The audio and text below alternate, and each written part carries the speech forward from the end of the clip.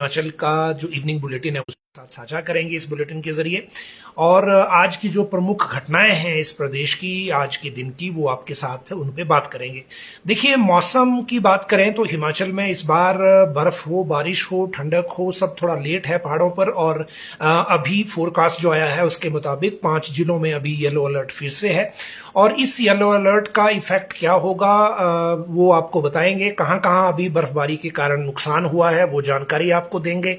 और साथ में आपको ये भी बताएंगे कि अभी जो ये साझा करेंगे इससे रिलेटेड इश्यूज कोई आज के बुलेटिन में हो तो कृपया वो जरूर बताएं कमेंट के जरिए, ताकि अगर आवाज का कोई इशू हो तो हम आपके साथ वो सॉल्व कर सकें। जहां तक आज की बात है तो राष्ट्रीय अध्यक्ष जेपी नड्डा बीजेपी के हिमाचल के दौरे पर थे। कांगड़ा में उन्होंने मीटिंग ली है। ये क्लस्टर बैठक थी लोकसभा चुनाव से रिलेटेड, और उसमें कुछ ऐसे निर्देश दिए हैं जिनको जानना सभी के लिए जरूरी है, ना सिर्फ बीजेपी वालों के लिए बल्कि कांग्रेस के लिए भी जिन्होंने लोकसभा चुनाव आगे लड़ना है। अगर कांग्रेस की बात करें तो हिमाचल में सरकार है, लेकिन कैंडिडेट कौन होगा उसको लेकर कल दिल्ली में शाम को एक बड़ी बैठक होने वाली है।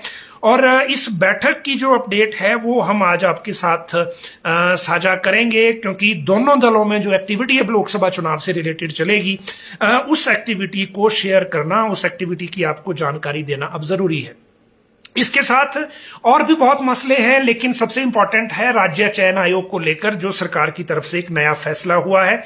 और राज्य चयन आयोग का मैं इसलिए बात कर रहा हूं क्योंकि राज्य चयन आयोग जब तक नहीं बनता तब तक पेंडिंग भर्तियों के रिजल्ट से संबंधित हम कोई बात नहीं कर पाएंगे, क्योंकि लोक सेवा आयोग आपको पता है लिखित में ये दे चुका है सरकार को कि हम जो एफआईआर वाले रिकॉर्ड है भर्तियों का उसको हाथ नहीं लगाएंगे, उसको नहीं लेंगे। तो ऐसे में राज्य सरकार के पास बहुत सीमित ऑप्शन है, और इसीलिए राज्य चयन आयोग को लेकर 2 बड़े फैसले हुए हैं। आपको यह भी बताएंगे कि ओटीए का जो एग्जाम राज्य चयन आयोग को दिया गया है, उस एग्जाम के बाद दूसरा एग्जाम कौन सा है जो राज्य चयन आयोग लेने जा रहा है, क्योंकि उसको लेकर भी निर्देश राज्य सरकार की तरफ से राज्य चयन आयोग को मिल गए हैं। डेपुटेशन कैंसिल हुए हैं। बैच वाइज भर्ती एजुकेशन की खासकर, क्योंकि जनरली एजुकेशन में ही बैच वाइज होती है, उसमें क्या नई अपडेट है वो बात करेंगे। एसएमसी पर चेतावनी आई है उसकी बात करेंगे। बात करेंगे गगल एयरपोर्ट पे जहां कल से जन सुनवाई शुरू हो रही है, जिसको पिछली बार टालना पड़ा था कोर्ट के फैसले के बाद। सांसद के पिता का निधन हुआ है, वो जानकारी देंगे आपको। जो झाड़माजरी फैक्ट्री है जिसमें 5 बॉडीज अभी तक मिली हैं, 4 मिली थी, 5वीं मौत हॉस्पिटल में हुई थी, वहां अब भी आग लगी हुई है। और जो आज का वहां सैंपल वगैरह लिए हैं फोरेंसिक के, उनकी बात करेंगे। जयराम ठाकुर के घर यानी कि सिराज में पीडब्ल्यूडी मंत्री जो हैं वो पहुंचे हैं, और ये आज उन्होंने वहां क्यों दौरा रखा था विक्रमादित्य सिंह ने, उनकी बात करेंगे। 225 करोड़ के मिल्क प्लांट की बात आपको बताएंगे जो जुड़ा हुआ है कांग्रेस की उस गारंटी के साथ जिसमें 100 रुपए किलो दूध खरीद की बात की गई थी। किन्नौर हिमाचल से कट गया है, रीजन क्या है वो जानकारी देंगे आगे। और जो मौसम का अपडेट है उसकी भी अलग से बात करेंगे। देखिए, मौसम में अगर आप हिमाचल से बाहर हैं और हिमाचल घूमने आना चाहते हैं स्नो देखने के बाद, बर्फ को देखने के बाद, तो फिर आपके लिए ये खबर इंपॉर्टेंट है। और खबर इसलिए इंपॉर्टेंट है क्योंकि प्रेजेंटली अगर हम मौसम के फोरकास्ट की बात करें तो अब भी 5 जिलों के लिए, जो मैक्सिमम जिनमें पहाड़ी जिले आते हैं, उनके लिए येलो अलर्ट है स्नो का, और ये कल के लिए भी है। वैसे जो मौसम खराब है वो परसों तक है वैसे। और ये जो अलर्ट है, जैसे आज मौसम बना हुआ है, मिनिमम टेम्परेचर गिरा हुआ है शिमला में, हालांकि अभी आज दिन को बारिश ही हुई, हल्की हल्की बर्फबारी नहीं हुई थी, लेकिन जिस तरह से टेम्परेचर बना हुआ है रात को भी बर्फबारी हो सकती है। और इसी को देखते हुए एक तरफ जो शिमला पुलिस है उन्होंने अपने हिसाब से तैयारियां कर रखी हैं। और इस तैयारी की मैं अगर बात करूं तो शिमला में 150 पुलिस जो अधिकारी और जवान हैं वो तैनात किए गए हैं, जहां तक 4x4 व्हीकल डिप्लॉय किए गए हैं। और व्हीकल्स को निकालने के लिए जो मशीनों और बाकी सारी चीजों को, जो वनरेबल पॉइंट है, मशोबरा बाइफर्केशन है, रोडू है, जुब्बल एरिया है, खड़ा पत्थर में गाड़ियां फिसल रही हैं, तो वहां भी 24/7 4x4 व्हीकल डिप्यूट हुए हैं। पुलिस की डेपुटेशन भी अलग से है। लेकिन इसके साथ साथ जो अभी मौसम का नुकसान है उसको मैं बात करूं तो 4 नेशनल हाईवे अभी बंद हैं, जिसमें NH5 भी है, एक निगुलसरी के पास पहाड़ से ऊपर मलबा आने के कारण ये बंद हुआ है, और किन्नौर का संपर्क शिमला से ही कट गया है। इसके कारण कब खुलेगा इसकी जानकारी आगे आपको देंगे। 518 सड़कें अभी तक बंद हैं। DTR जो हैं, ट्रांसफार्मर जिनको बिजली के ट्रांसफार्मर कहते हैं, वो 478 हैं जो अभी ठप हैं, और इनमें से सबसे ज्यादा 115 से ज्यादा सिर्फ मंडी डिस्ट्रिक्ट में है। शिमला के चौपाल में इस बार कम है, बंद हुए, लेकिन रामपुर और रोडू में ज्यादा है। तो ये एक जो नया ट्रेंड एक तरह से होता है उसकी भी आपको जानकारी देना जरूरी था। लेकिन अगर कल भी स्नोफॉल होता है जिस तरह की प्रेडिक्शन है 5 जिलों के लिए, तो फिर आगे स्थितियां और जो बाहर से जो घूमने लोग आते हैं बर्फ को देखने की चाहत में, वो कम से कम ड्राइवर जो हैं जिन गाड़ियों को लेके आ रहे हैं वो ऐसी कोई बहादुरी के करतब दिखाने की कोशिश ना करें कि जब गाड़ी स्किड हो रही हो तो उसमें कोई नुकसान हो। मनाली में आज सुबह एक ट्रेवलर सड़क किनारे पार्क थी, उसने ड्राइवर निकालने की कोशिश की और बर्फ पे टायर घुमा और वो ब्यास नदी में चली गई। हालांकि उसमें कोई जानी नुकसान अभी हुआ नहीं है। लेकिन इस तरह के इंसिडेंट बहुत हैं। शिमला के खड़ा पत्थर में वाहन फिसल रहे हैं, पुलिस वाले बार बार इनकार कर रहे हैं, बावजूद लोग वहां जोखिम ले रहे हैं, और ये रिस्क कई बार महंगा पड़ जाता है। तो अगर आपको स्नो की सड़कों पर चलने का एक्सपीरियंस है तब तो आप अपने स्थितियों के अनुसार देख सकते हैं। लेकिन अगर आप बाहर से आ रहे हैं और सिर्फ स्नो देखने आ रहे हैं, कई बार फैमिली के साथ आना होता है, कोई इंसिडेंट हो जाए तो फिर चीजें जो हैं वो कई बार कंट्रोल में नहीं रहती। तो इसीलिए ये ध्यान रखने की जरूरत है। 225 करोड़ का जो मिल्क प्लांट है उसकी बात हम आज इसलिए कर रहे हैं कि राज्य सरकार की ओर से इसके बारे में एक तो आज जानकारी दी गई है। ये कांगड़ा के ढगवार में बनना है मिल्क प्रोसेसिंग प्लांट, और इसके लिए NDDB national diary development board के साथ एक MOU राज्य सरकार ने साइन किया है। 1.5 लाख लीटर पर डे ये जो दूध है उसको प्रोसेस करेगा। और राज्य सरकार का ये कहना है कि इस मिल्क प्लांट को बनना इसलिए जरूरी है क्योंकि इसके बनने के बाद ही हम जो गारंटी दे रखी है दूध खरीदने की 100 रुपए किलो और 80 रुपए किलो गाय और भैंस का, वो तब खरीद पाएंगे जब उसकी प्रोसेसिंग हो पाएगी। अभी प्रोसेसिंग का इतना बड़ा स्ट्रक्चर है नहीं, तो इसीलिए ये नई व्यवस्था इसमें की जा रही है। तो ये ढगवार में बनना है, कांगड़ा के ढगवार में, और इसी वजह से जो तीसरी एक गारंटी है ये दूध खरीद वाली, ये सरकार अभी तक पूरा नहीं कर पाई है क्योंकि पहले इसका बनना जरूरी है। अगली बात करें तो वो बात है अब जो जयराम के घर विक्रमादित्य सिंह आज थे। देखिए बेसिकली सरकार गांव के द्वार एक कार्यक्रम सरकार ने लॉन्च किया है और आप सबको पता है उसमें सिराज विधानसभा क्षेत्र में जो इस कार्यक्रम की जो जिम्मेदारी दी गई थी वो विक्रमादित्य सिंह को दी गई थी। आप इसको जोड़ के भी देख सकते हैं अगले लोकसभा चुनाव के साथ। हालांकि विक्रमादित्य सिंह के साथ सांसद प्रतिभा सिंह भी इस कार्यक्रम में थी और ये बाखली में, सिराज के बाखली में ये कार्यक्रम था। इसमें उनका स्वागत लोगों ने किया, वहां पे सरकार की योजनाओं की जानकारी दी। विक्रमादित्य सिंह ने PWD में जितने काम किए हैं उनकी जानकारी रखी। बाकली खड्ड पर 30 मीटर लंबे जो स्पैन बस योग्य पुल बना है उसका उद्घाटन किया। क्योलिनाल में भी 15 मीटर स्पैन जो पुल है उसका उद्घाटन किया और साथ में ये बताया कि आपदा के बाद जो नुकसान हुआ है कितना रेस्टोरेशन अभी तक हो पाया है। वैसे आज क्योंकि बारिश और बर्फबारी जैसा माहौल था और इस ठंड की वजह से कई बार चीजें प्रभावित होती हैं, जैसे JP नड्डा की कांगड़ा की रैली प्रभावित रही थी। आज इनका दौरा भी इसमें रहा, लेकिन क्योंकि सराज में ये थे और इसीलिए सबकी नजर भी इसमें बनी हुई थी कि क्या वहां कहते हैं, क्या वहां उसके बारे में इस कार्यक्रम का रहता है। फैक्ट्री में आग की बात करें तो ये झाड़माजरी की उसी इंसिडेंट की बात है जो 3 रोज पहले हुआ था, जिसमें अभी तक 5 डेथ रिकॉर्ड हो चुकी हैं। और इन डेथ के बाद अब भी आज वैसे FSL की टीम ने वहां घटनास्थल से सैंपल लिए हैं और सैंपल लेने के बाद अभी भी ये कह रहे हैं कि जो 3rd फ्लोर है वहां पे आगे अंदर उपकरण और कई तरह के सामान है वो जल रहा है, स्टॉक वगैरह। जो मृतकों के शव जो मिले हैं उनकी DNA सैंपलिंग हो रही है ताकि उनकी पहचान में, क्योंकि अभी पहचान भी करना मुश्किल है। जो स्टेट फॉरेंसिक लैब की निदेशक है डॉक्टर मीनाक्षी महाजन, इनकी अध्यक्षता में 6 लोगों की टीम इस सैंपल लेने वहां पहुंची है। वो सैंपल ऊपर की मंजिल पे जब गए तो सामान वहां अभी तक जल रहा था। ये साक्ष्य जुटाने के बाद अब आगे चीजें आगे बढ़ेंगी इस जांच में। वैसे इसमें गिरफ्तारी प्लांट मैनेजर की हो चुकी है, बाकी जो मामले हैं आगे उसमें चल रहा है। ऐसे SIT बना दी गई है और अभी तक कोई नई बॉडी वहां से अभी रिट्रीव नहीं हुई है। जो 4 बॉडीज मिली थी बाथरूम में वही अब तक वहीं तक फिगर है। सांसद को पितृशोक की बात करें तो ये राज्यसभा सांसद इंदु गोस्वामी हैं, उनके पिता का निधन हुआ है आज। भाजपा के कई नेताओं ने शोक व्यक्त किया है। और क्योंकि इसी वजह से वो जो कांगड़ा में बैठक थी जेपी नड्डा की, उसमें भी जो इंदु गोस्वामी है वो नहीं आ पाई थी। तो ये एक अनफॉर्चुनेट इंसिडेंट जो एक सामने आया है। एयरपोर्ट, गग्गल एयरपोर्ट की सुनवाई की अगर मैं बात करूं तो आपको याद है कि सुप्रीम कोर्ट से हिमाचल सरकार को राहत मिल गई थी गग्गल एयरपोर्ट को लेकर, और अब कल से 5, 6, 7 फरवरी को 3 दिन जन सुनवाई शुरू हो रही है। ये 15 जनवरी को जन सुनवाई रखी थी, लेकिन जो हिमाचल हाई कोर्ट से एक फैसला आया था, तो उस फैसले के बाद इस सुनवाई को रोकना पड़ा था। 9 जनवरी को ये स्टे कर दिया था R&R प्लान की अगली कार्रवाई पर हिमाचल हाई कोर्ट ने। फिर जो सरकार चली गई सुप्रीम कोर्ट में, और सुप्रीम कोर्ट में जो है वहां पर जो सुप्रीम कोर्ट से इनको राहत मिल गई थी, स्टे को हटा दिया था सुप्रीम कोर्ट ने। और अब जो सुनवाई है वो 5 से 7 फरवरी को अब शुरू होगी। एडीएम जो एडमिनिस्ट्रेटर हैं कांगड़ा के इस R&R प्लान के, वो ये जन सुनवाई करवाएंगे प्रभावित क्षेत्र में। उसके बाद डीसी की अध्यक्षता में बनाई गई कमेटी इसको स्क्रीन करेगी, फिर डिविजनल कमिश्नर इसको फाइनल करेगी और राज्य सरकार को भेजेगी। सरकार को भेजने के बाद सरकार इस प्लान को अप्रूव करेगी कैबिनेट में, और उसके बाद लैंड एक्विजिशन शुरू होगा। और लैंड एक्विजिशन शुरू होते ही आप ये कहिए कि अप्रैल के महीने में कम से कम 2700 करोड़ चाहिए राज्य सरकार को लोगों को बांटने के लिए, जो प्रभावित पक्ष हैं उनको।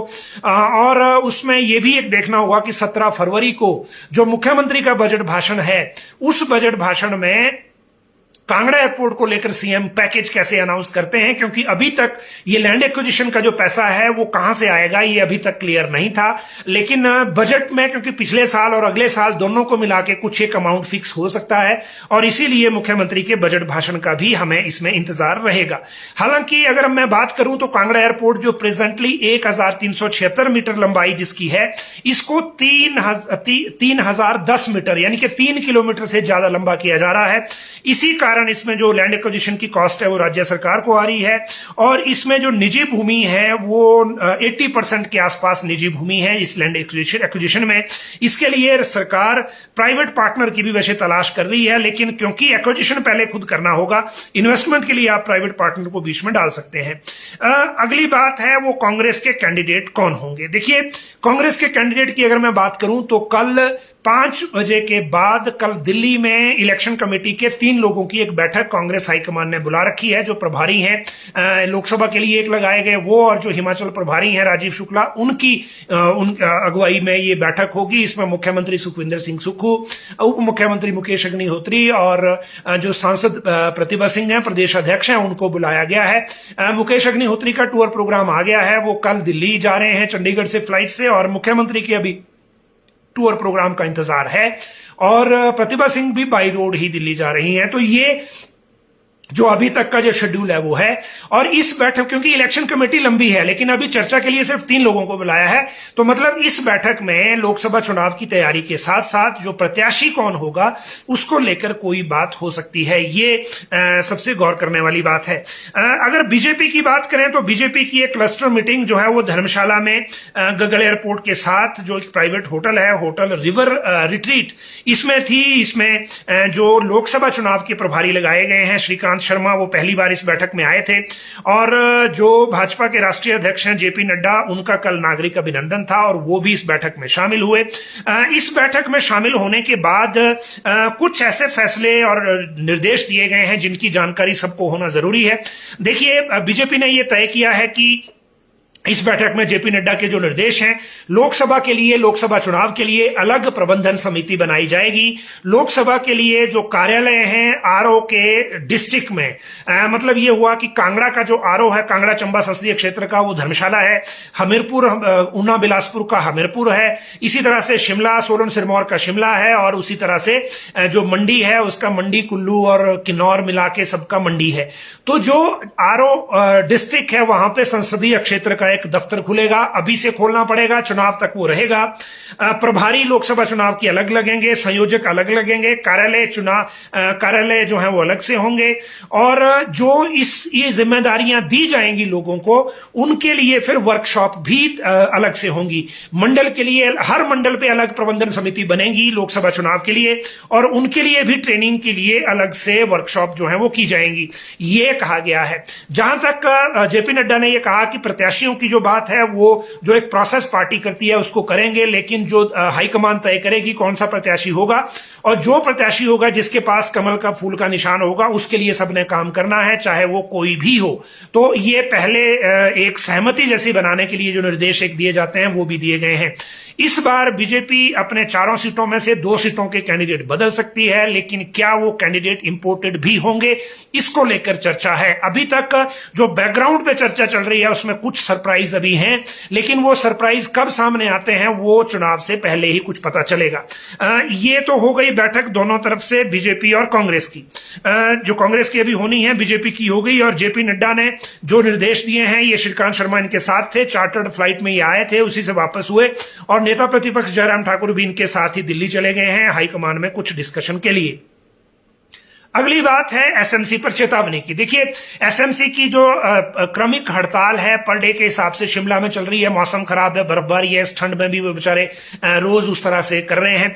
लेकिन आज एक तो इन्होंने ये कहा है कि अगर सरकार ने जल्दी सुनवाई नहीं की तो अब वो कक्षाओं का बहिष्कार करना शुरू कर देंगे, और 2500 के आसपास ये टीचर हैं। और दूसरी तरफ जो राजकीय अध्यापक संघ है, नरेश महाजन की अध्यक्षता वाला, उन्होंने भी सरकार को यह चेतावनी दी है कि जल्दी इनके बारे में करें, और इनका सरकारी स्कूलों में काम करना, पढ़ाने का एक महत्वपूर्ण योगदान है, इतने साल इन्होंने लगाए हैं। अगर सरकार इनको लेकर जल्दी फैसला नहीं करती तो उनके समर्थन में फिर जो शिक्षक राजकीय अध्यापक संघ है वो भी इनके समर्थन में जो अपनी जो इनको समर्थन है वो देगा। और इस जो टीचर्स हैं उनको जो निराशा है, वो निराशा ये है कि जो शिक्षा मंत्री की अध्यक्षता में कैबिनेट सब कमेटी बनाई गई का जो एक पार्ट था वो था एसएमसी, दूसरा पार्ट था कंप्यूटर टीचर, लेकिन दोनों के मामले में अभी तक कोई फैसला नहीं हुआ। हालांकि शिक्षा मंत्री ने यह जरूर कहा है कि जल्दी ही बैठक करके कोई ना कोई इसमें करेंगे, और वैसे भी क्योंकि बजट आगे आ रहा है तो ये जो सारी नॉन रेगुलर कर्मचारी हैं उनको भी पता है कि ये उनके पास मौका है। अगर अभी उन्होंने अपना प्रदर्शन या अपनी नाराजगी व्यक्त नहीं की तो बजट में भी वो इग्नोर हो जाएंगे। अभी तो देखिए, जो पेंशन वाले लोग हैं अब उसके लिए एक कैंपेन शुरू हो रहा है कि जो ओपीएस को परमानेंट रखने के लिए भी अब एक अभियान चलेगा। अभी जो ओल्ड पेंशन दे दी है उसको लेकर भी, हालांकि बहुत सारी चीजें जैसा मैंने आपको पहले बता रखा है, इवन ओल्ड पेंशन के मामले में भी, क्योंकि एक तरफ तो बिजली बोर्ड में अभी इंतजार है कि फरवरी में होता है कि नहीं, और अब जो कर्मचारी हैं वो मुख्यमंत्री से मिलेंगे भी बिजली बोर्ड वाले। दूसरी तरफ पेंशन को लेकर बाकी जगह जो अब एक तरह से कल जो चीजें उठ गई थी उसमें जो सचिवालय के कर्मचारी मुख्यमंत्री से जाके मिले और उसमें मुख्यमंत्री ने उनकी शंकाएं दूर की। लेकिन जहां तक बात है एनपीएस और ओल्ड पेंशन की, ये सारा मामला तब सेटल होगा जब ये जो लोकसभा चुनाव के बाद केंद्र और जो बाकी 2 राज्य हैं छत्तीसगढ़ और राजस्थान, वो क्या कोर्स आगे लेते हैं, ये तब पता चलेगा। हिमाचल का उतना रोल नहीं है, क्योंकि अगर राजस्थान और छत्तीसगढ़ बैकआउट कर गए तो फिर हिमाचल को तो क्योंकि अपने फाइनेंशियल क्राइसिस में ये डिसीजन लेना पड़ेगा। अभी जो सिचुएशन हमारे सामने है वो है सैलरी की लड़ाई अब, क्योंकि अगर लोन की जो परमिशन है वो नहीं आई टाइम पे, खासकर जो जनवरी फरवरी मार्च का राज्य सरकार केंद्र से मांग रही है जिसकी परमिशन अभी तक नहीं मिली है, तो फिर हमारे सामने पहला चैलेंज तो सैलरी हो जाएगा। पेंशन तो बाद की बात है, और पेंशन तो तब होगी जब रिटायर होंगे, अभी तो सैलरी का इशू हो जाएगा। तो अगर इन सारी चीजों को सेटल करना है तो सबसे पहले राज्य सरकार ने जो केंद्र से आग्रह किया है लोन को लेकर, पहले लोन की परमिशन को लेकर, क्योंकि पिछले वित्त वर्ष में जितना हमने लिया है जो अभी 31 मार्च को खत्म होगा, ये 14,000 करोड़ को क्रॉस कर रहा है, और अगर इतना अगले में नहीं मिला हमें लिमिट तो फिर चीजें दिक्कत होगी। अभी तो हमारे पास लिमिट ही टोटल भारत सरकार से 6600 करोड़ की है, तो ये एक मेन क्रूशियल पॉइंट उसमें ये है। अगली बात है जो वो है बैच वाइज भर्ती कब होगी। देखिए, कल भी हमने आपको इसके बारे में हिंट किया था, लेकिन सबसे महत्वपूर्ण इसमें इशू ये है कि बैच वाइज भर्ती मैक्सिमम होती है एजुकेशन में, बाकियों में कम है। और एजुकेशन में भी जेबीटी में देखिए 1100 के आसपास पोस्टें थी, जेबीटी टीजीटी में मुझे लगता है 700 से 800 पोस्ट हैं, शास्त्री में भी भी जो काउंसलिंग है वो कंप्लीट हो गई है और वो भी एक बार होल्ड करने के बाद, लेकिन अपॉइंटमेंट नहीं हो रही। अपॉइंटमेंट कब होगी ये सबसे बड़ा सवाल है। और बीच में प्रोसेस को क्यों रोका गया जब शिक्षा मंत्री ने ये कहा था कि नवंबर में इस प्रक्रिया को पूरा करना है। दूसरी तरफ राज्य सरकार के सामने ये सिनेरियो क्लियर है कि फरवरी के बाद मार्च के पहले हफ्ते में कभी भी कोड ऑफ कंडक्ट लग सकता है। तो आप कोड लगने के बाद नई अपॉइंटमेंट तो दे ही नहीं पाएंगे, चाहे वो बैच वाइज ही क्यों ना हो। लोक सेवा आयोग जो भारत निर्वाचन आयोग है, इसकी परमिशन बड़ा रेयरली देता है। हालांकि लोक सेवा आयोग के तहत जो भर्तियां हो रही हैं उसमें फिर भी परमिशन मिलने का चांस है। डिपार्टमेंटल भर्तियों में कई बार इशू हो जाता है, लेकिन वो भी नहीं हुआ। गेस्ट टीचर पॉलिसी फिलहाल होल्ड पे डालनी पड़ी है और जैसा मुख्यमंत्री ने कहा था कि शिक्षा मंत्री के साथ पहले बात करेंगे उसके बाद इसको करेंगे आगे, वो भी अभी क्लैरिटी नहीं हुई। लेकिन इस बीच शिक्षा मंत्री रोहित ठाकुर ने 6 फरवरी को बैठक बुला रखी है और उसमें शिक्षा विभाग के सारे पेंडिंग मामले इंक्लूडिंग बैच वाइज भर्ती डिस्कस होंगे।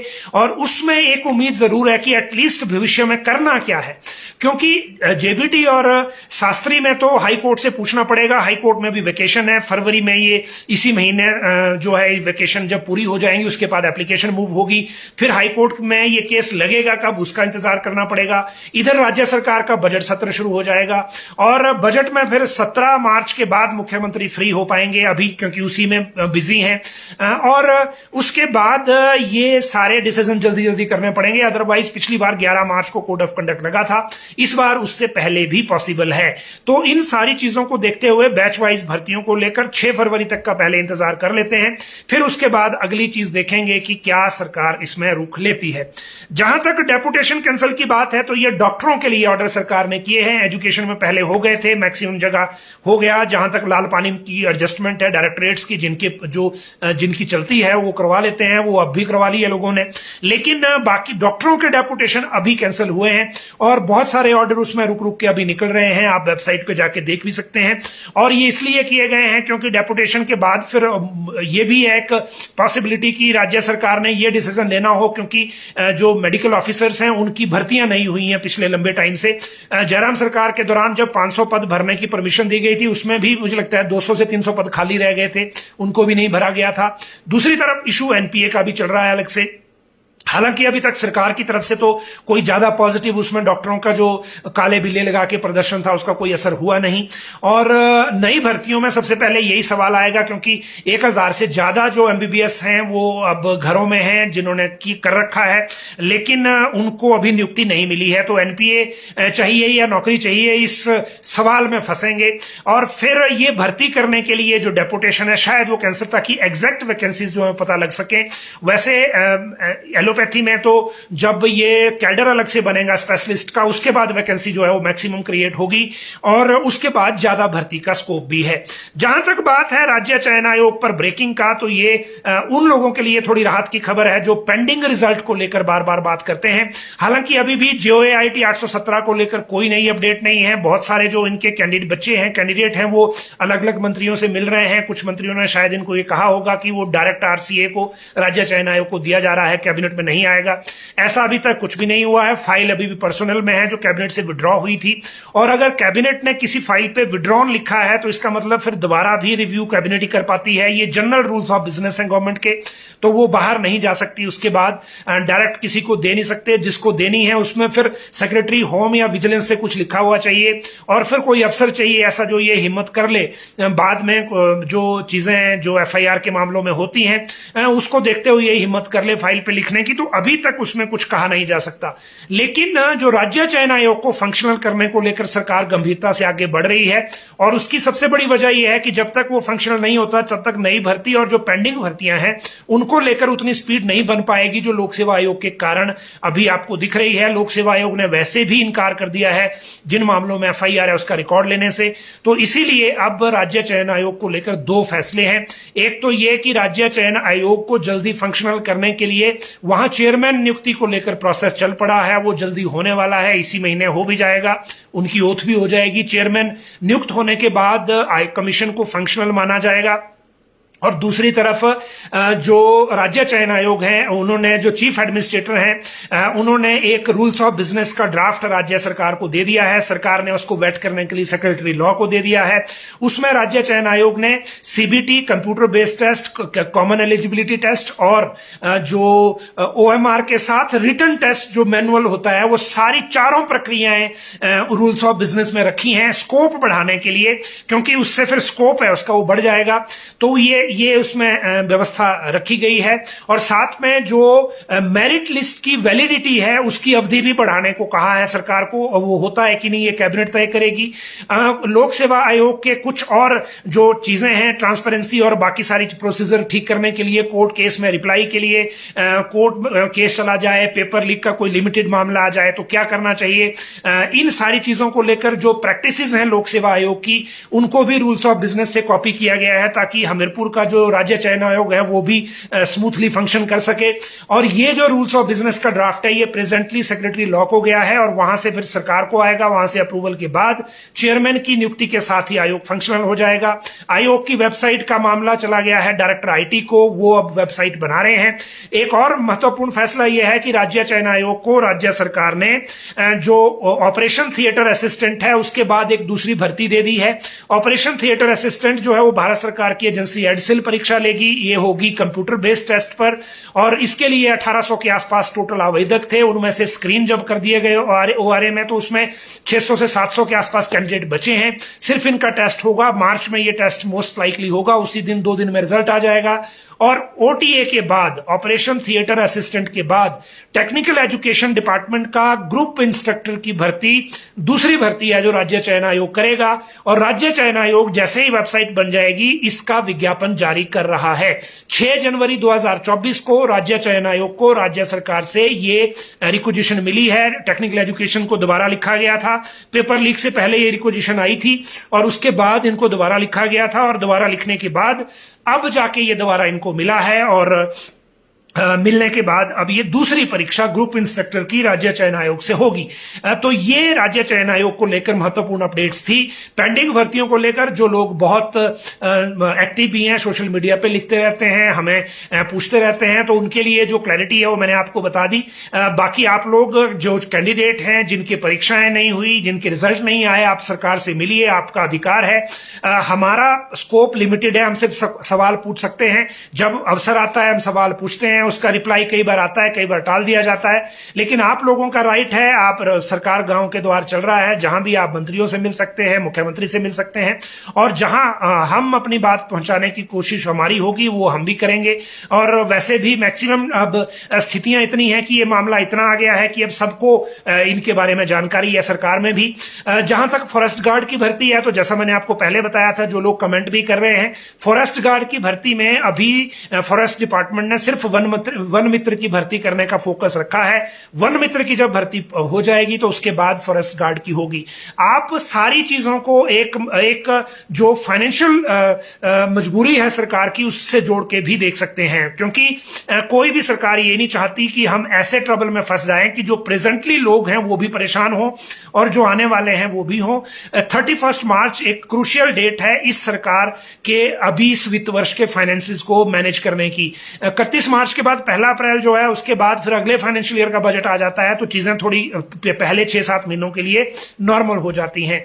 आप देखिए कि क्यों रेगुलर भर्तियां ही डिले हो रही हैं, चाहे वो एजुकेशन की बैच वाइज हो, चाहे फॉरेस्ट की फॉरेस्ट गार्ड हो, चाहे वो जो इलेक्ट्रिशियन हो बिजली बोर्ड के, या जो हो आयुर्वेदिक मेडिकल अफसर हो। तो जो रेगुलर भर्तियां हैं जहां फाइनेंशियल इंप्लीकेशन ज्यादा है उनको 31 मार्च तक पॉसिबली लाइकली डिले किया जा रहा है, ताकि जो फाइनेंशियल बर्डन अभी भारत सरकार से जो रिप्लाई नहीं आ रहे हैं या भारत सरकार से जो सपोर्ट स्टेट गवर्नमेंट को नहीं मिल रहा है फाइनेंशियली, उसको काउंटर करने के लिए या उसको थोड़ा सा मैनेज करने के लिए आप इसको इससे जोड़ के भी देख सकते हैं। जिन्होंने परीक्षा पास कर ली है उनकी ये बात समझ आती है कि उनका अगला जो 2 साल का कॉन्ट्रैक्ट है फिर वो भी खिंच जाएगा, क्योंकि आगे 1 साल का 2 बार का ऑप्शन सरकार ने 1 बार में ही ले लिया है। वो सारी चीजें समझ आती हैं, लेकिन दोनों पक्ष आपको समझने पड़ेंगे, राज्य सरकार की मजबूरी भी और अपना जो राइट है वो भी। और इसीलिए आप जो हैं वो बेटर एक्सप्लेन कर सकते हैं अपनी पोजीशन को। हमारा जब भी मौका आएगा हम जरूर बात करेंगे। सीएंडबी जो इंटर डिस्ट्रिक्ट ट्रांसफर पॉलिसी है उसको कैप्टन अबेयंस रखा गया है, वो कैप्टन अबेयंस ही रहेगी, उसके लिए ज्यादा कुछ होने वाला नहीं है। और वो आप जो है ये पेंडिंग रिजल्ट पे कोई हरीश शर्मा है, देखिए इनको सोशल मीडिया पे ये भी वही बात कर रहे हैं जैसे कोई फ्रस्ट्रेटेड जो यूथ होता है, पर अब सभी की सिचुएशन वही है। इसीलिए मैंने आपको जो सारे सिनेरियो हैं वो आपके सामने कह दिए। आज के लिए इतना ही। मौसम जो है काफी कोहरे वाला कई जगह बना हुआ है, और जो मैं फिर से आपसे रिक्वेस्ट कर रहा हूं, जो हिमाचल घूमने रोमांच के लिए बर्फ देखने के लिए आ रहे हैं वो बर्फ वाले सड़कों पे ज्यादा रोमांचक जो ड्राइविंग है वो ना करें, क्योंकि उससे हादसा हो सकता है। बाकी सुरक्षित रहें, सेफ रहें। आप लोग लाइव जुड़े, बहुत बहुत शुक्रिया।